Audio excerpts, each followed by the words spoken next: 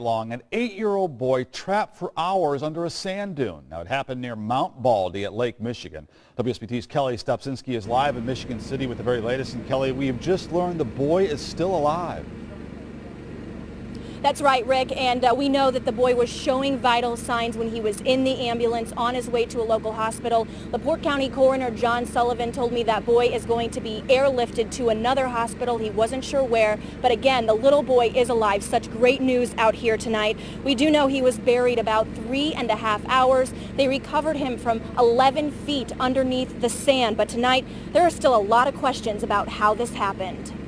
This is unprecedented. And park rangers say it happened so fast. As they were trying to free him, the hole, quote, completely collapsed, burying him so they could no longer see him. The little boy's family then made a frantic 911 call. First responders arrived 15 minutes later and had to watch out for their own safety while they quickly worked to find him. I'm sure almost everyone has dug a hole in the sand on the beach.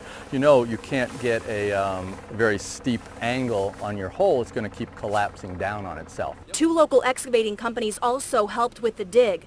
Just after 8 LaPorte time, work stopped. A green tarp covered the hole.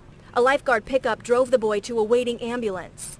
And after it was all done, some who helped find the boy were overcome with emotion. Measurements have been taken. The area's been investigated.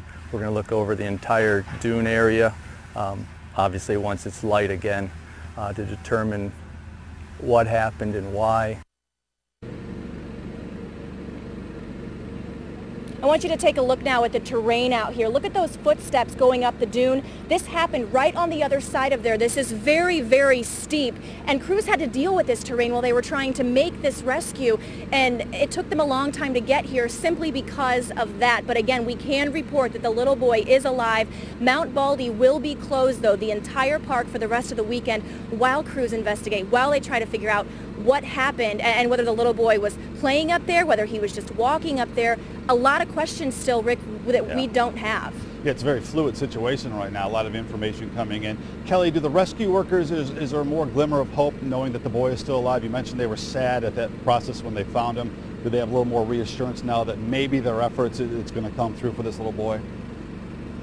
You know, I can't tell you because we can't see them from where we are. We're in a parking lot and a lot of them are gone. There are still a few park rangers around in the area, and they are going to be giving a press briefing very shortly. I think it's just getting underway right now. So if they have any new information, any other information, we'll be sure to pass that along. I also want to let you know, though, we don't know if the boy was from here or not. We do know, obviously, his family was with him, and I would assume they're with him going to the hospital as well. But we're still trying to get information, and we will bring it to you just as soon as we get it ourselves out here. Yeah, but